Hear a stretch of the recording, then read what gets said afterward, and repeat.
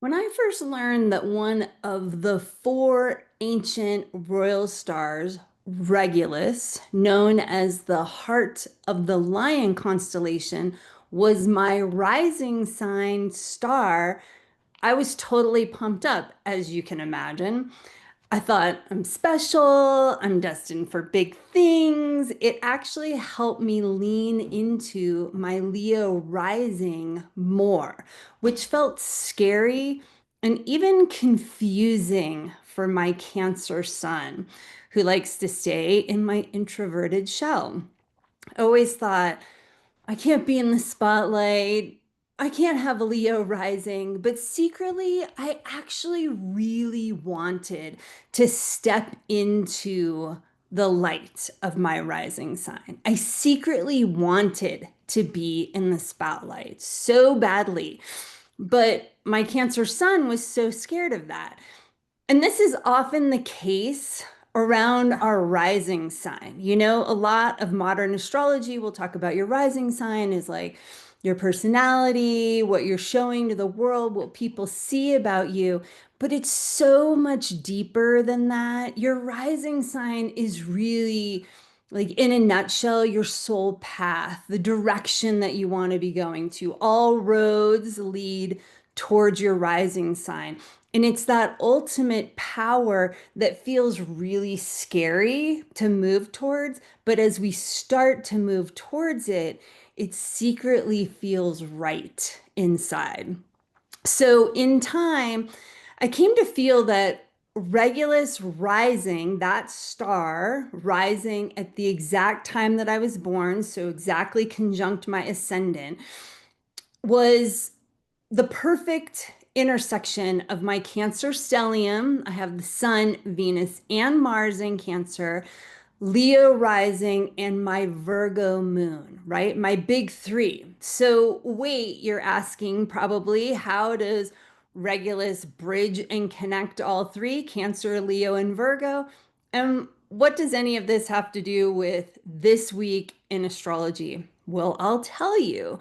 So, before we jump into that, I just want to say the moon is waning, getting smaller, and that little baby crescent is going to meet with Venus on Wednesday morning, which signifies in that ancient story the telling of Inanna, the goddess from ancient Sumer, the oldest written myth we have, talks about the Venus cycle. It's a teaching, a cosmological, mythological teaching of the Venus cycle. And it teaches us when the moon meets with Venus each month, we move through these seven gates, which we connect to the chakras. So, this meeting on Wednesday morning, we move into the solar plexus chakra, right? The place of our power. And we have the opportunity to look at and clear things that are blocking or holding us back from stepping into our power, which is perfectly aligned with the theme of what I'm talking about today: Regulus, Cancer, Leo rising, your rising sign, and Virgo. So, early birds, get out there and check out the moon with Venus on Wednesday morning because it's the closest they're going to be together for those of us in the United States in quite a while. So it should be a pretty visually stunning sight if you don't have clouds blocking your view. And then on Friday, the sun enters Virgo, and then just like 10 hours later, the new moon meets with the sun for the Virgo new moon, late on Friday, early Saturday, depending upon where you are. So, what does all this have to do with Regulus, rising signs, Leo, all of this? So, when I was born in 1968, Regulus was at 29 degrees Leo, which is where my rising sign is, right? So Regulus, the heart of the Lion constellation, was rising at the time I was born. Now, because of the way the Earth is, we've shifted, and Regulus sits at 0 degrees Virgo, which is exactly where the sun will be on Friday. And then the new moon will be later that day or early the next morning. So this new moon is with Regulus, this heart of the Lion constellation, one of those ancient four royal stars. And so it's really about that place of heart, that love, that unconditional love that Leo is teaching us so much about. That's the intersection between Cancer and Leo, is unconditional love. Cancer's learning about unconditional love to be able to give it to her offspring, her seeds that she's growing to fruition. Leo is learning about self-love as a way to step into its own divine nature. And then now Regulus is aligned with 0 degrees Virgo. So this new moon has this Regulus ancient royal star, dun dun dun, huge amazingness to it. So there's a huge opportunity with this new moon to connect into that Virgo priestess, the energy of where all of us women are truly priestesses in some way, connected to the earth, connected spiritually, helping lead the way back to a deeper spiritual connection, right? Most of us don't have any of our elders teaching us how to reconnect, but we are all wanting to reconnect. And so we're stumbling around trying to figure out how to do that. I think women are leading the charge in that pursuit. So all of us have some of this Virgo priestess energy with us. And here we are at this first of two Virgo new moons, at the beginning of Virgo and the next one at the end of Virgo. We're coming into the eclipse season with this Pisces full moon coming up. So there's a lot of stuff starting to happen, and it's kicking off with this Regulus heart of the Lion constellation with this Virgo new moon. So this is a big week in astrology, even though it's not like some planet is changing signs or these big events that have been happening.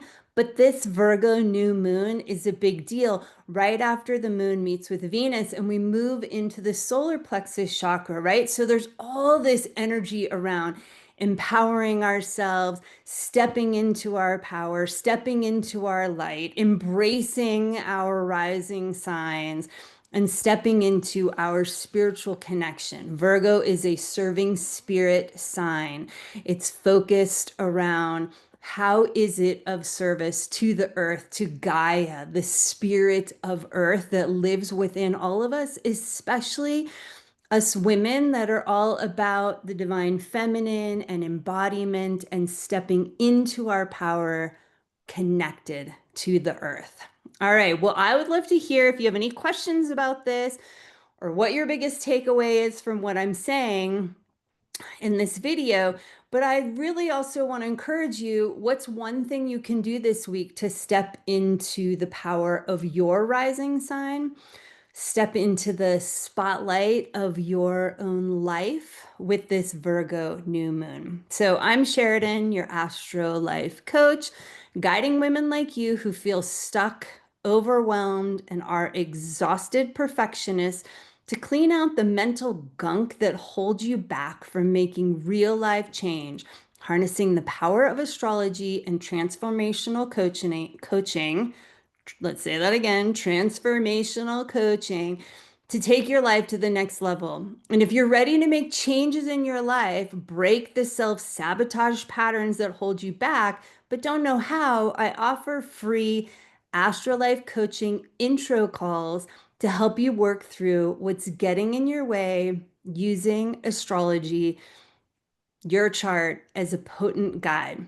If you're not quite ready for one-on-one coaching, try Moon Sister Circle for our live Virgo New Moon gathering and coaching this Friday.